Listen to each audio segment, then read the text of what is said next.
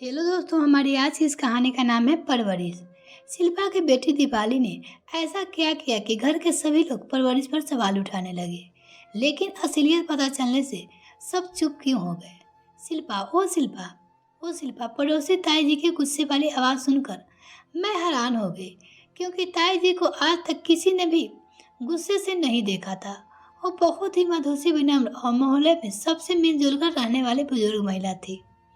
उनकी तेज आवाज से मेरे सास, ससुर जी और ननद सभी ड्राइंग रूम में आ गए। आज रविवार होने से पतिदेव ऊपर अपने कमरे में क्रिकेट देख रहे थे। ताई जी की आवाज इतनी तेज और गुस्से वाली थी कि जो पतिदेव चाहे कुछ भी हो जाए, क्रिकेट मैच देखते देखते टस से मस नहीं होते थे, वो भी नीचे आ गए। मैं भी किचन में से बाहर आ गई। मुझे देखते ही ताई जी ने गुस्से से पूछा, दीपाली कहाँ है? कहाँ है दीपाली? वो तो बाहर खेलने गई है। क्या क्या हुआ ताई जी? क्या हुआ? अरे तुम्हें पता नहीं है क्या किया तुम्हारी बेटी ने? मैंने किसी अनहोनी की आशंका से डर गई। ससुर जी, सासू जी आदि सभी पूछने लगे कि क्या हुआ। अरे बच्चों को सिर पर बैठा कर आना चाहिए, लेकिन इतना भी नहीं कि वो अपने बड़ों को से 60 साल वाले बुजुर्गों को ऐसी मस्ती करे। पतिदेव ने पूछा, लेकिन ताई जी ये तो बताइए कि दीपाली ने आखिर किया क्या है? क्या बताऊं बेटा? दीपाली ने, यानी मेरे पतिदेव, आंखों में ना जाने क्या फेंक दिया। उनकी आंखों में बहुत जलन कर रही है। इन्होंने ठंडे ठंडे पानी से आंख 2-4 बार धो ली, लेकिन जलन कम नहीं हो रही है। थोड़ी देर और देखते ही नहीं तो दीपक उनके डॉक्टर के पास ले जाएगा, ताई जी ने कहा। ससुर जी तो सासू जी को तो बस मौका चाहिए था मुझ पर ताने कसने का। वो तो ऐसे ही शुरू हो गई जैसे ताई जी की आंखों में मैंने ही कुछ डाला हो, या मैंने ही दीपाली से ऐसा कहने को कहा। हमारे भी इतने बच्चे हुए, लेकिन मजाल है कि किसी भी बड़े बुजुर्ग को साथ ऐसी बदतमीजी की हो।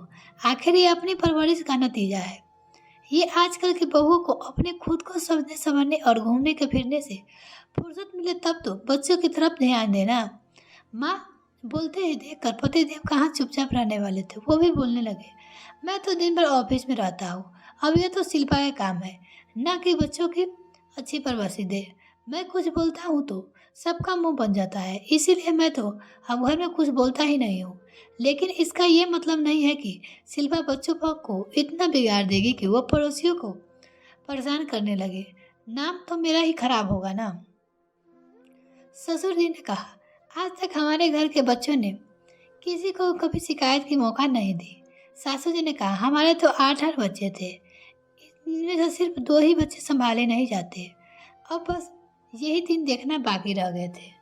मैं सब चुपचाप गर्दन नीचे करके सुन रही थी। और क्या करती, आखिर गलती तो मेरी बेटी की थी ना। जब बच्चा कोई भी गलती करे तो उसमें बच्चों से ज़्यादा कसूरवार माँ को ठहराया जाता है। और बच्चा जब अच्छा काम करते हैं तो ये उनके खानदान के खून का असर रहता है। दीपाली अभी 4ठी कक्षा में है। उन्होंने कभी किसी को साथ बदतमीजी नहीं की। घर बाहर सभी का कहना वो मानती और घर के छोटे छोटे कामों को हाथ बटाती है।